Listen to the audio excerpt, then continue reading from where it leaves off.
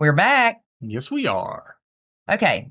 A few weeks ago, we had Mr. Person Right. send us an email, Mm-hmm. which we responded to Yep. On the video. on the video. Now we have Ms. Person's reply. How about that? All right. This ought to be fun. You ready? Sure.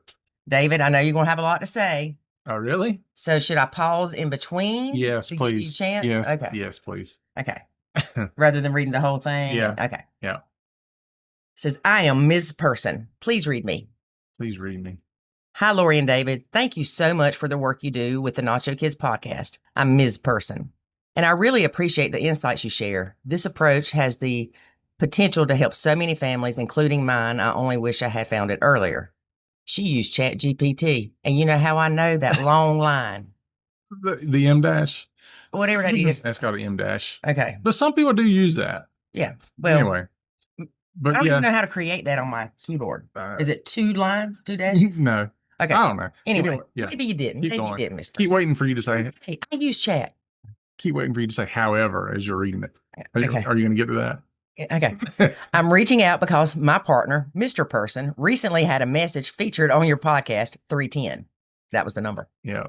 Where he spoke about my son being disrespectful. I wanted to offer some context to help give a fuller picture. Here's my side of the story. Here's my side of the story.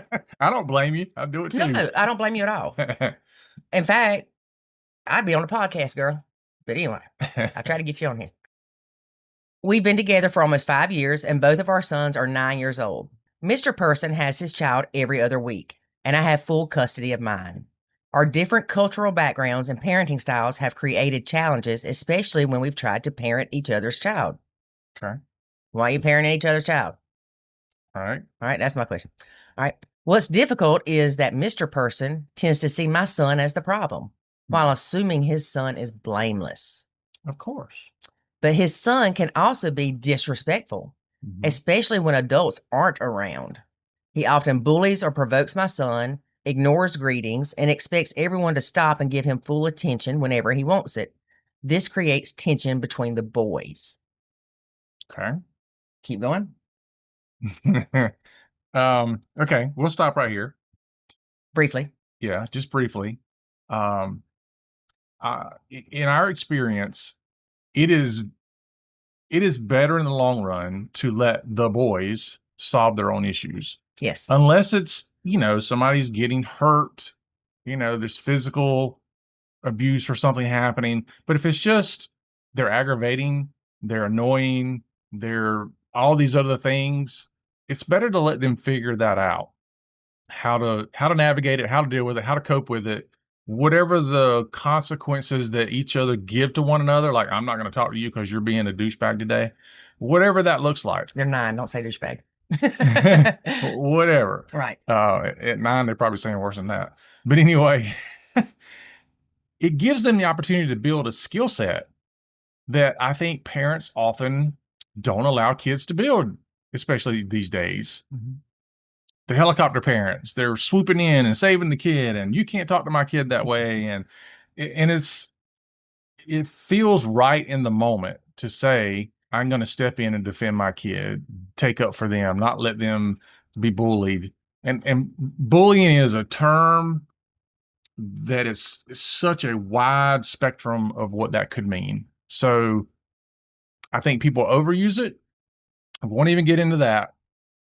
However, when you let your kids figure those things out for themselves, they build a very, very unique skill set to be able to cope with not just what's going on in the family, but what's going on outside of the family. Okay. My 3 cents. Kind of what David said. I know with Jackson, when the brothers, that's what we called them, still do, the brothers would do something to him that I didn't think was right, like pick on him or whatever. I kick into mama bear mode. I'm protecting my baby. I'm snatching him up and going to the kids. Yeah. But one day it hit me that I grew up with a sister 5 years older and a sister 5 years younger. We didn't consider it bullying. It was sibling rivalry. And some of the best memories I have with my sister Was in a headlock. are us fighting. Like, I beat my little sister up for using my buff puff. That's gross. Using somebody's buff puff. Yeah. I mean, I had a sister, not a brother, and we fought like cats and dogs. Right. But it wasn't looked at as bullying. No. But if you've got two separate families, quote, quote, it is. It falls under the bullying. Yep. But by me allowing Jackson to fend for himself, stand up for himself, teaching him how to do that, it helped him with those skills that David mentioned, but also it helped him build relationships with the brothers. Yeah, because now at 20, when Jackson is confronted, if it's something he doesn't agree with, he'll stand up for himself. 100%. He won't back down from it. And he's not bullying somebody else. He's not disrespectful about it. He does it in a proper way. Yep. Yeah. But even here, and here's the thing about it, even adults, if an adult were to ask him to do something that's not right, he will confront the adult. Again, not disrespectful, but he's learned to stand up for himself and what he feels is right in a way that he can stand on his own 2 feet. Yep. All right. And of course, Ms. Person, he's going to say his child never does anything wrong. We all do that. Yeah. We don't want to admit it. Well, when they do something wrong. There's 2 parts of that. One is you tend to minimize what your own kids do, and you tend to even see it as minimized. And then you tend to emphasize what the other kid does. You know, you go to any playground where parents are allowed, and you know, you're looking at your own kid playing and having fun, and you're smiling, and then you see all these other kids, and you know, it doesn't matter what they're doing. Like you're not happy for them. Does that make sense? Like you don't have the same feeling.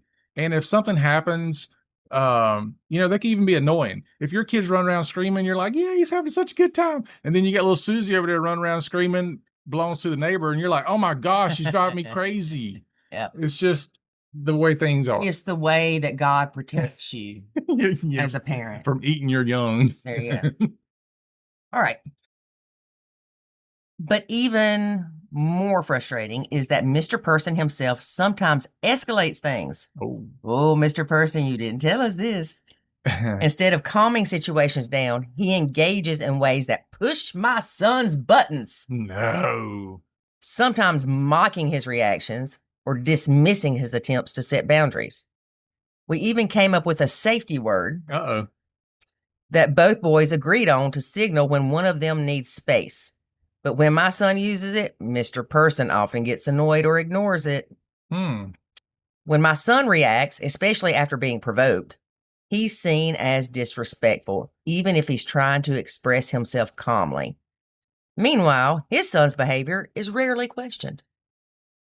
My son is becoming... Let me stop right here, because I'm starting to see a lot of tit for tat. Hang on. Okay. We ain't got much longer. All right, go ahead.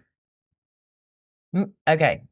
Meanwhile, his son's behavior is rarely questioned. My son is becoming increasingly sad and withdrawn because he feels constantly judged and unwelcome, even in his own home. I know step parenting is hard. I'm not trying to defend bad behavior, but I believe respect should go both ways, and kids need to feel safe, seen, and heard. I'd love if, in the future, you could address how adults can unintentionally contribute to tension and the importance of being fair when looking at both biological and stepchildren. Thank you again for your time and for giving families like ours tool to work through these challenges. Warmly, Ms. Person. Warmly. All right. Okay, so there's a lot in that letter that is tit for tat. But it's easy to do. It is easy to do, but she's also given context. So again, I'm not saying she views everything as a tit for tat, so I'm having to read into this a little bit. And this is very common, and we did it too.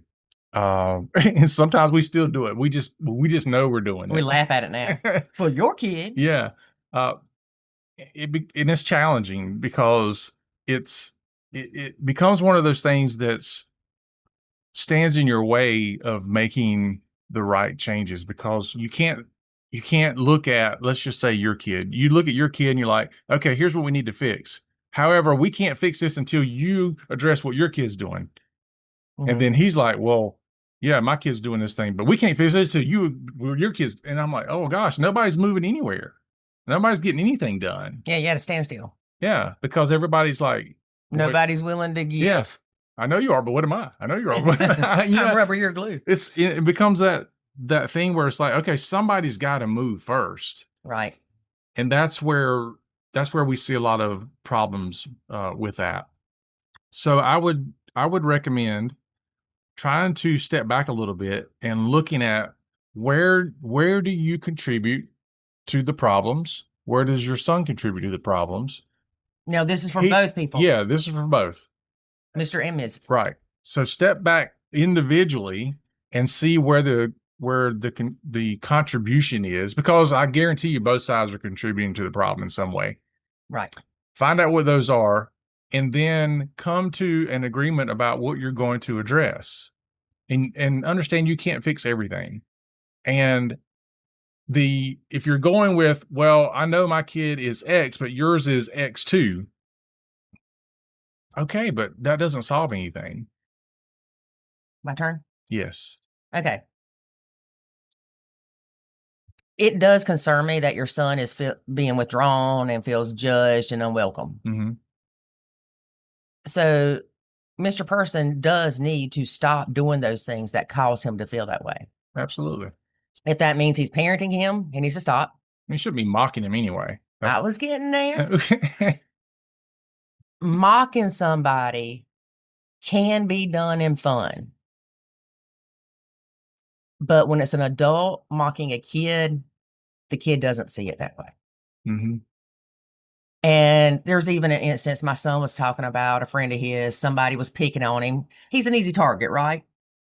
So yeah, the friend. Yeah, the friend's an easy target. Yep. Well, he said after the first 2 times, it was funny the first 2 times, but then after that, it's like I wanted to beat the person up that was saying that to my friend. Mm-hmm. Because you've got to create those limits. Yep. So no, your partner should not be mocking your son. He may be a button pusher. I am a button which pusher. I get. And David pushes my buttons, y'all. Y'all know this. If you've listened to one podcast, you know this. But the thing is, your son pushes your buttons. Mr. Person may be a button pusher. So he may not be intentionally trying to rile your son up, right? It's just his nature to be a button pusher. So what you do is you teach your son how to not be affected by the button pushing and to not stand around and wait for it. So once he hears the button pushing coming, you need to tell your son it's okay to look at your partner and say, you're making me feel upset. I need to take a break. Mm-hmm. Teach your kids the tools that we're teaching you. It's okay to not stand there and take it. Now, there's a proper way to do it. A 9-year-old being told something and he doesn't like it should not go, you're not my dad. I hate you. You can keep your mouth shut. Beep, beep, beep, beep, beep. Your child can say, what you are saying upsets me and I need some space or I need some time. Now, I understand that each of the children have been given a safe word. Good idea, by the way. Right. But it's not being adhered to. Right. So you and your partner need to talk about the safe word thing's not working. What's our other options? Because remember, y'all are a team. Mm-hmm. Mr. and Ms. Person are a team. Neither one of you wants your kids to feel unloved, unwanted, disrespected, any of that. So what can you do as a team to make that happen? And one of the things that you mentioned was that the stepkid ignores greetings. Mine did that. So stop greeting them if that bothers you. If they come in and you go, hey, good to see you. And they just act like you're a ghost. You didn't say nothing. They didn't hear anything. Mm-hmm. And it makes you mad or upsets you or you think it's disrespectful. Stop doing it. You're kind of creating that situation. Yeah.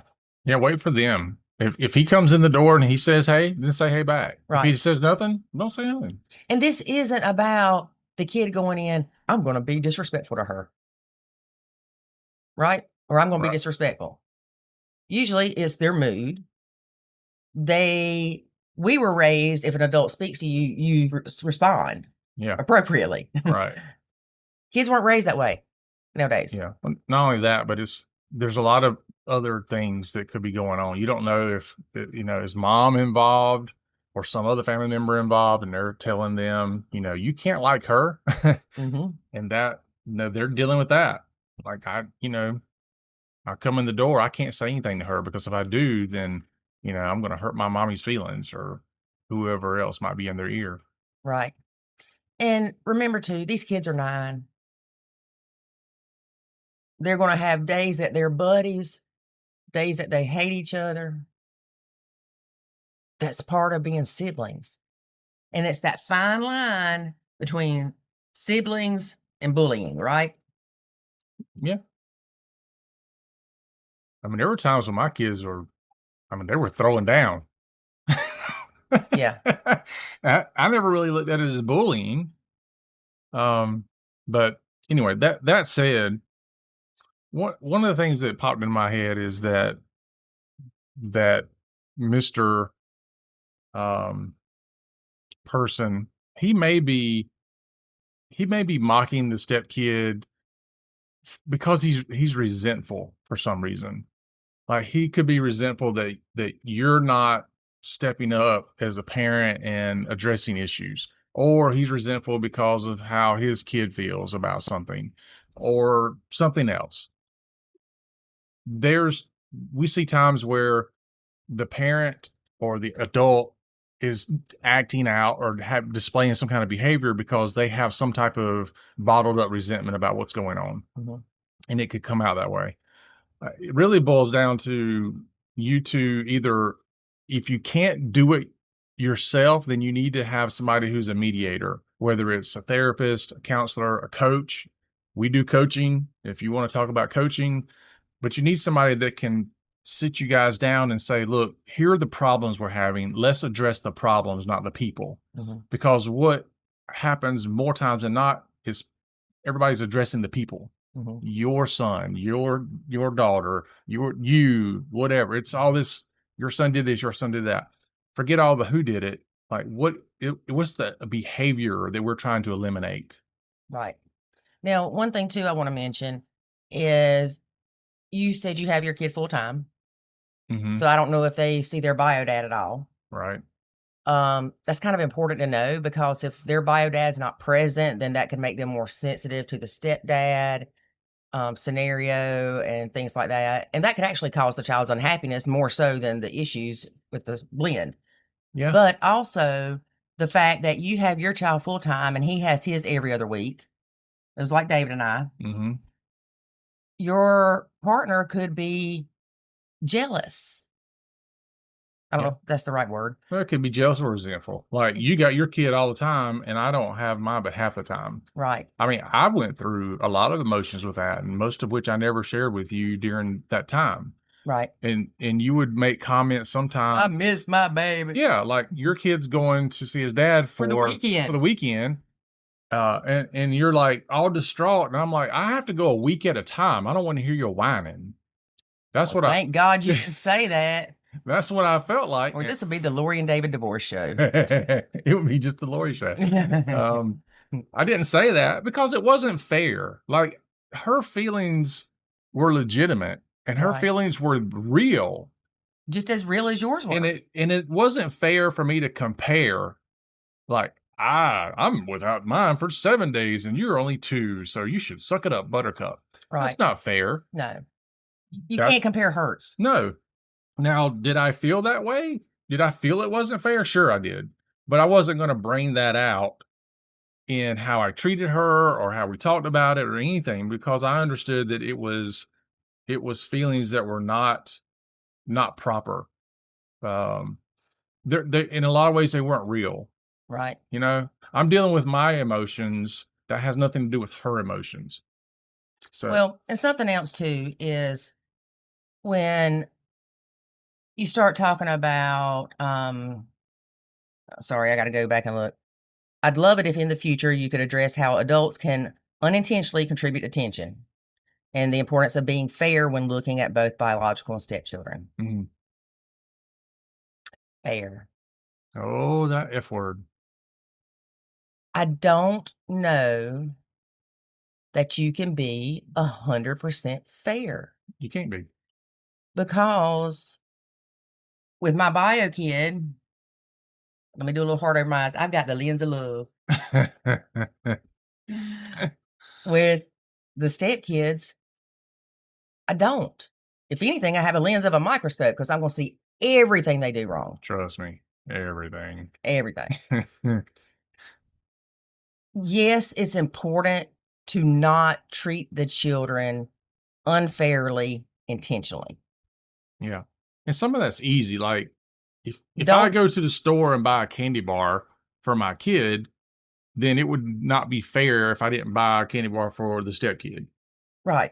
Unless the stepkid's not here at the time, right? Yeah. Right. So there's Common sometimes sense. or we go through the drive-through at McDonald's as a family and I get my kid something and don't get anything for anybody else. Or don't even offer. Oh man, that reminded me. My son told me a story one time of his dad's girlfriend took him and her son was a little bit older, Yeah. to McDonald's. Did not get my son anything. Then when they got back, my son told his dad he was hungry and he said, "No, you just ate McDonald's." Well, right or wrong, my son did not say, "Well, so and so didn't get me anything to eat." Mhm. Now, granted, he was probably 4, Nah, she was older than that. 5. Yeah, 4 or 5. Nah. I'd Yeah. say probably 7. Okay, whatever. But that was something that we need to give him tools on. Mhm. So when he told me that, unfortunately, it was years later. It's still traumatized. Well, I'm traumatized by it. I'm thinking my poor baby didn't get to eat. And I mean, there was a lot of things that happened with this one girlfriend. But anyway, um, I don't know that you can be 100% fair.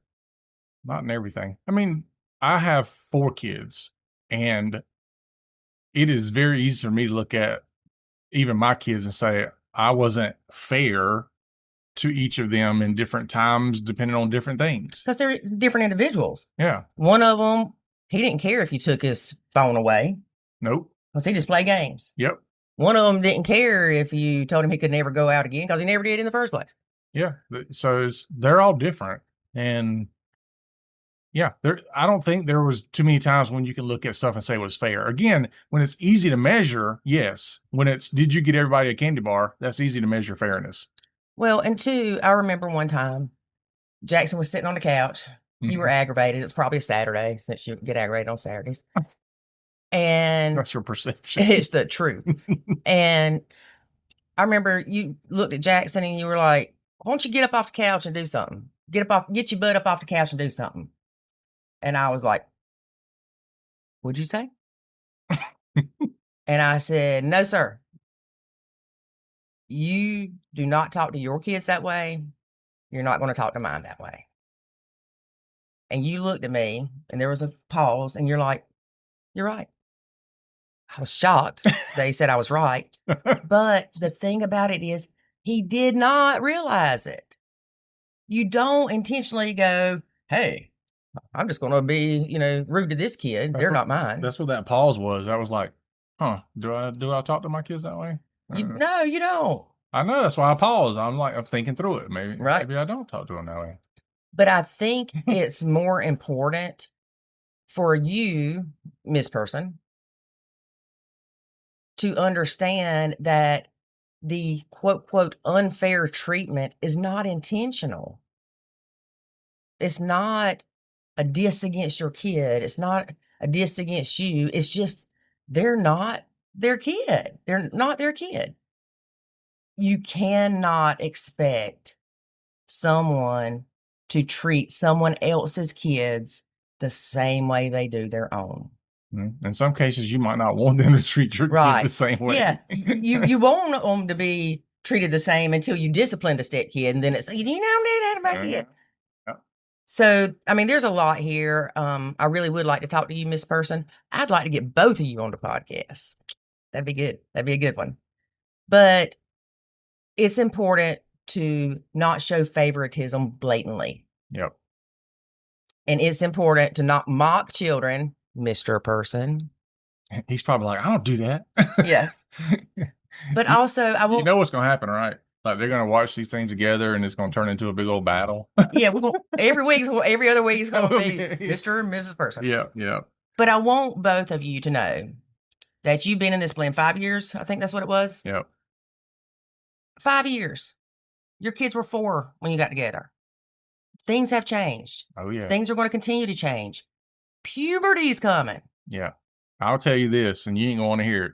Oh, Lord. It's not going to get any easier to solve these problems now because other problems are right around the corner, and you need the tools to deal with what you have today and deal with what's coming in the future, but you're going to have to do it as a team. Right. So, like I said before, call us if you need coaching, go find a therapist, counselor, whatever, but you've got to get these things fixed now because you need this solid foundation for what's coming. And you've already built up some resentment. Yep.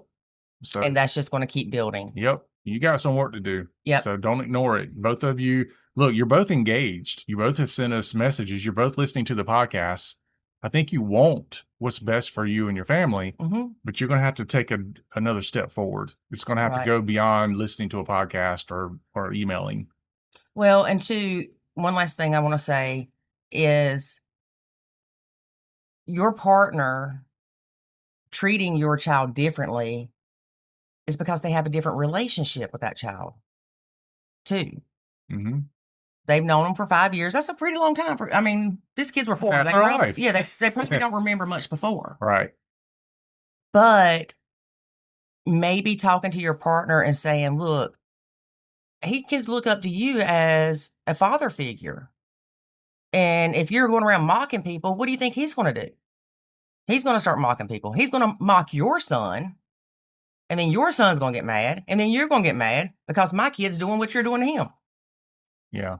That's another thing that I saw. I don't know that you saw it or not, but when my relationship with Lori was strained, my kids were harder to deal with for her. And I think they also were harder on Jackson. 100%. When they saw a strain between me and her, my kids defended me however they knew how at that age, which is these two people are our enemy because they're treating our dad wrong, and we're gonna make their lives miserable because of it. Right. I was going through some stuff the other day, some old podcast notes, and I ran across the one that Avery was on our podcast. And one of the notes that I took was Lori favored Jackson. He's my kid. Yeah. What do you expect? Well, that's just it. Right. They expect you to not do that. Right. Until it comes to discipline. Even the kids are that way. Oh, yeah. We want Lori to do everything she does for Jackson, but we don't want her to fuss at us like she does him, or we don't want her to punish us like she does him. They don't want that. Yeah. I want all the good, none of the bad. Just like the dad. So anyway, Miss Person, thank you for reaching out to us. Yeah. And telling us your side. Yeah. And I know we probably speculated a lot, but we went with what we had. Yep. All right. Until next time, remember, life is good when you nacho properly.